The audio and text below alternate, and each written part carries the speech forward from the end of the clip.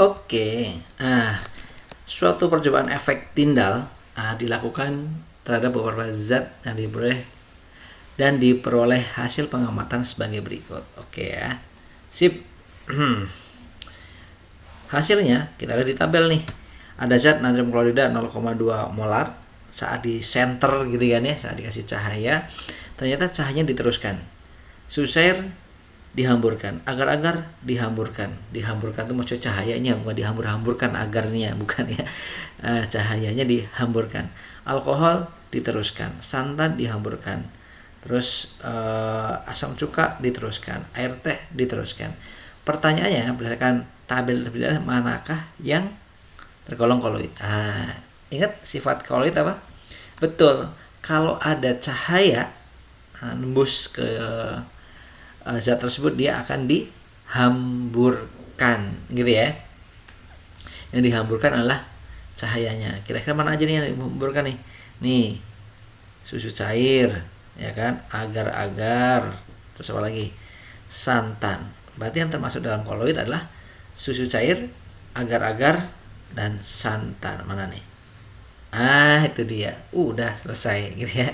Jadi maksudnya 3 itu. Susu, agar, cair, santan. Mantap. Oke, ngerti ya?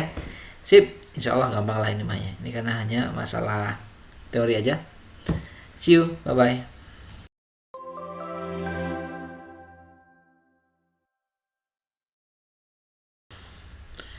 Oke. Penyebab terjadinya gerak Brown. Gerak Brown tuh apa sih? Gerak Brown tuh sebenarnya gini. Misalnya kalau kalian punya koloid nih, abah ya mau susu atau apa misalnya gitu ya. Jelek banget ya. Nih ada Allahu Akbar.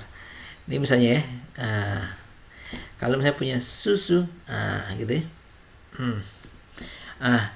Susu ini warnanya pink deh. Terus diamatin gitu ya. Tapi diamatinya tidak pakai mata telanjang. Kalau pakai mata telanjang kan nggak terlihat terjadi pergerakan gitu ya.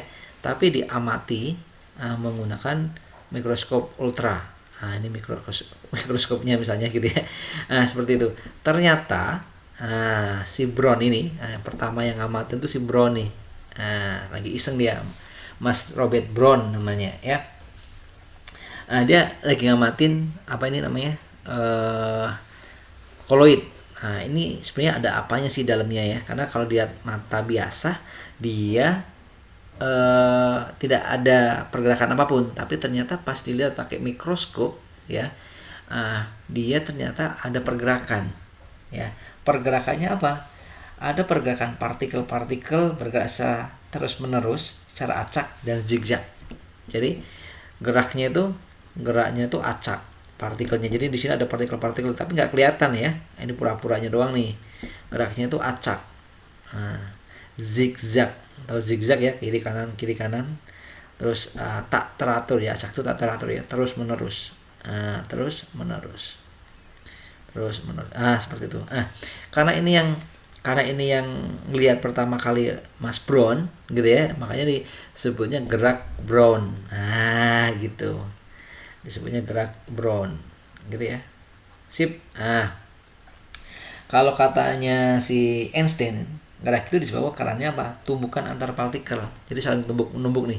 Tumbuk sana, tumbuk sini, tabrak sana misalnya, jadi gerak lagi, tabrak ke sini, gerak lagi, ini tabrak ke sana. Terus menerus seperti itu sehingga terjadi pergerakan. Gerak itulah yang disebut gerak partikel gitu ya. Apa itu? Penyebabnya tumbukan antar partikel secara tidak beraturan. Jadi ngacak gitu kan, ya, acak tidak beraturan. Berarti apa itu penyebabnya? Itu dia, tumbukan antar partikel secara acak dan tidak beraturan, sehingga partikelnya gerak terus gitu ya. Tabrak satu, tabrak lagi terus gitu, tabrakan beruntun. Oke, udah cuman gitu doang ya. See you, bye bye.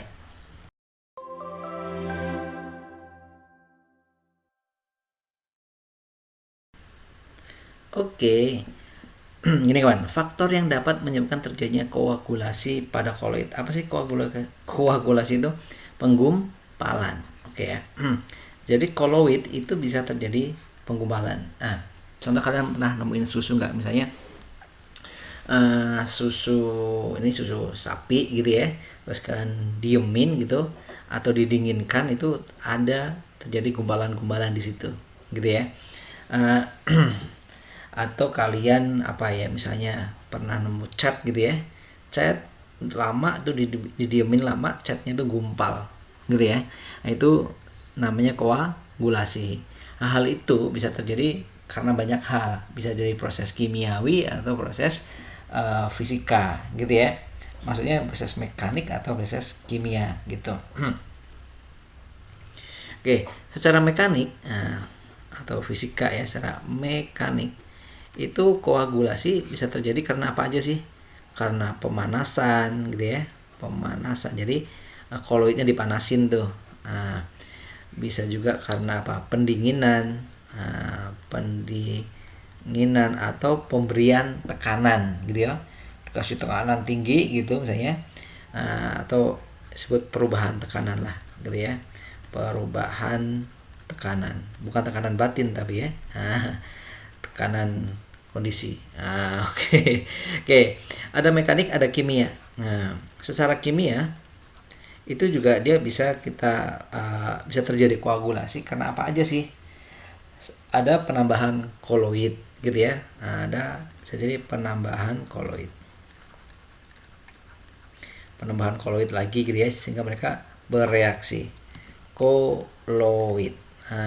Atau bisa jadi penambahan elektrolit gitu ya. Penambahan elektrolit bisa jadi juga elektrolit. Seperti itu, kalau lebih gitu. Di antara ini yang benar yang mana nih? Faktor yang menyebabkan terjadinya koagulasi adalah pemanasan. Betul, pemanasan bisa juga gitu ya. Penambahan elektrolit bisa, penambahan koloid yang berlawanan muatan bisa juga. Semua benar, iya, tidak ada yang benar. Berarti yang benar yang ini ya. Gitu ya, yang lebih benar gitu, karena ini benar semua nih gitu. Oke ya. Sip gitu. Oke, see you. Bye bye. Dadah. Mas kata ini benar. Ya ini benar juga, cuman ini lebih benar karena dia menyebutin semuanya. Oke, see you. Dah.